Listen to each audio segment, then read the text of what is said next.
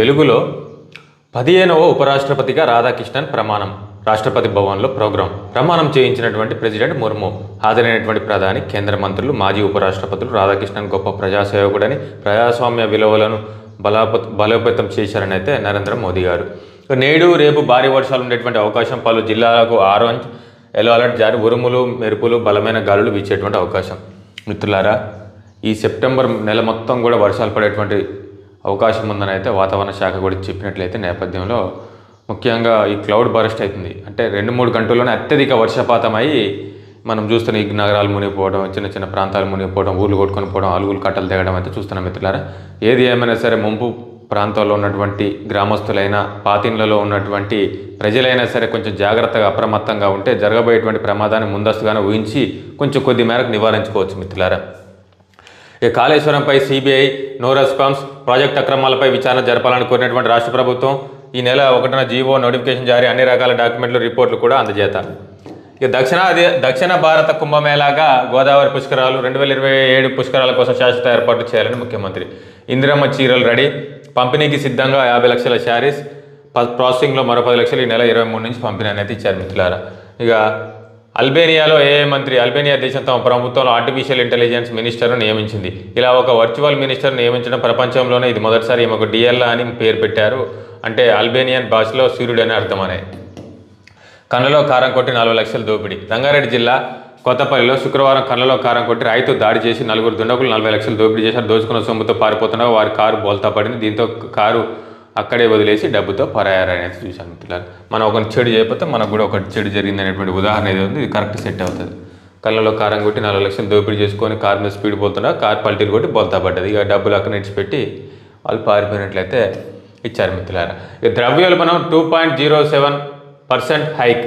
ఇక గ్రూప్ 2-3పై ఏం చేద్దాం, టీజీపీఎస్సీ సమాలోచనలు. గ్రూప్ 1 రిక్రూట్మెంట్ ఆలస్యంతో గ్రూప్ 2-3పై పీఠముడి అప్పీల్కు పోయాక రివ్యూ చేయాలని భావిస్తున్నటువంటి కమిషన్. గ్రూప్ 1 సర్వీస్కి ఎంపికైన వారిలో గ్రూప్ 2-3కి ఎంపికైన వాళ్ళు ఎందరున్నారనే వివరాల సేకరణ. వీటి ఆధారంగానే రిక్రూట్మెంట్ జాబ్ క్యాలెండర్పై నిర్ణయం. ఇక మహిళలు వ్యాపారవేత్తలుగా ఎదగాలి, ప్రభుత్వం అన్ని రకాలుగా సహకారం అందిస్తుంది. మంత్రి వివేక్ వెంకటస్వామి. ఇందిరా మహిళా శక్తితో మహిళా సంఘాలు వ్యాపారాలు చేస్తున్నాయి, మంచి లాభాలు సాధిస్తున్నాయి. మహిళలకు అవకాశం ఇస్తే ఉన్నత స్థానాలకు ఎదుగుతారు. అందుకు నా కుటుంబమే ఉదాహరణ. 5 లక్షల పెట్టుబడితో బిజినెస్ మొదలుపెట్టి పైకొచ్చానని వెల్లడి. సిఐఐ ఇండియన్ ఉమెన్ లా of lift voice for change ప్రోగ్రాంకు హాజరు. నేడు మణిపూర్కు మోదీ. 2023 అల్లర్ల తర్వాత తొలిసారి రాష్ట్రానికి. నేపాల్ ప్రధానిగా సుశీల్ కర్కి ప్రెసిడెంట్ పౌడెల్ సమక్షంలో ప్రమాణ స్వీకారం. దేశ తొలి మహిళా ప్రధానిగా సుప్రీంకోర్టు సీజే రికార్డ్. మాజీ సీజే రికార్డ్ బాధ్యతలు చేపట్టిన వెంటనే కేబినెట్ భేటీ. 2026 మార్చి 4న ఎన్నికలు నిర్వహించాలని నిర్ణయం. ప్రస్తుత పరిస్థితుల దృష్ట్యా ఎమర్జెన్సీ ప్రకటించేటువంటి అవకాశం.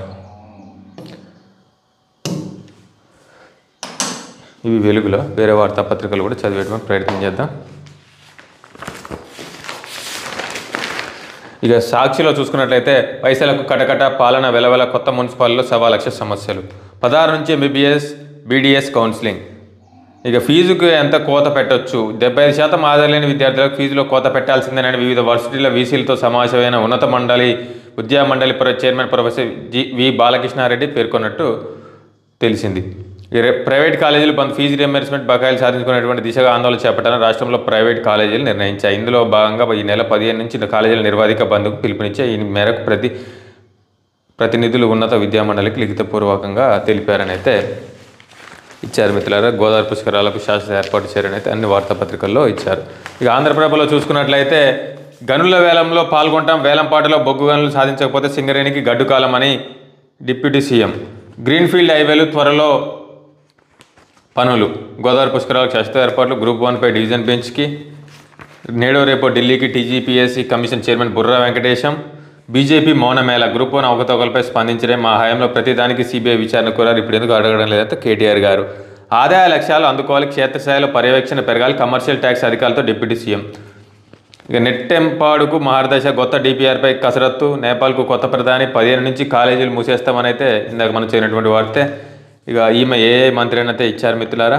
బాణసంచా దేశమంతా నిషేధించాలి, ఢిల్లీ ఎన్సీఆర్ పరిధిలోనే ఎందుకు, మిగతా నగరాల వారికి స్వచ్ఛమైన గాలి అక్కర్లేదా, వాయు నాణ్యతపై సీజీఐ ప్రశ్నలు. కామారెడ్డి బీసీ జియోత్సవ సభ వాయిదా.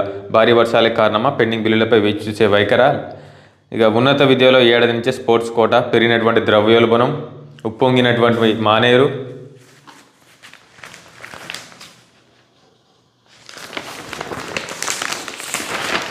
ఇక ఈనాడులో చూసుకున్నట్లయితే హైదరాబాద్ చుట్టూ 3 భారీ రైల్వే టెర్మినల్లు, ఔటర్కు రీజనల్ రింగ్ రోడ్కు మధ్యలో నిర్మాణాలు, డ్రిల్లింగ్ బ్లాస్టింగ్ పద్ధతిలో ఎస్ఎల్బీసీ సొరంగం పనులు.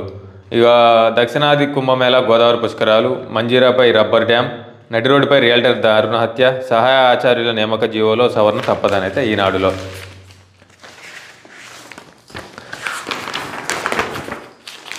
ఇక ఆంధ్రజ్యోతిలో చూసుకున్నట్లయితే కర్ణాటకలో మళ్లీ కులగణన, 1.75 లక్షల మంది టీచర్లతో సర్వే, దసరా సెలవుల నిర్వహణ, పాత సర్వే 10 ఏళ్ల నాటిది, అందుకే మళ్లీ గణన అయితే సీఎం సిద్ధరామయ్య. జీతంతో పాటు ఎమ్మెల్యే నిధులు 10% కమిషన్.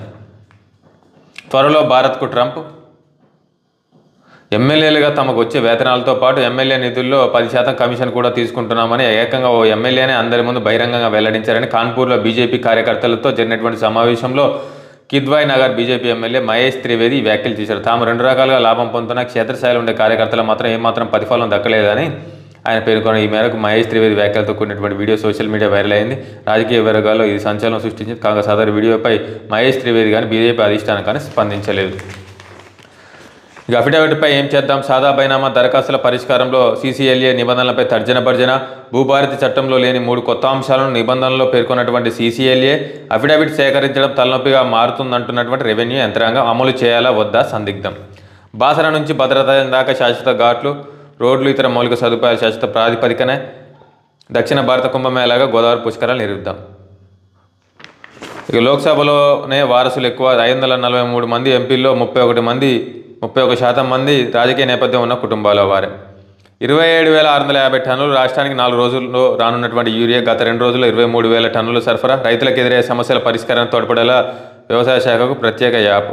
పట్టపగలు సినీ ఫక్కీలో 40 లక్షలు చోరీ, ముందు వెళ్తున్నటువంటి కారును వెనక నుంచి కారుతో ఢీకొట్టినటువంటి దుండగులు, లోపల వారిపై కారం చల్లి డమ్మీ పిస్తోలు కత్తులతో బెదిరించి దోపిడి. రంగారెడ్డి జిల్లా కొత్తపల్లి ఘటన.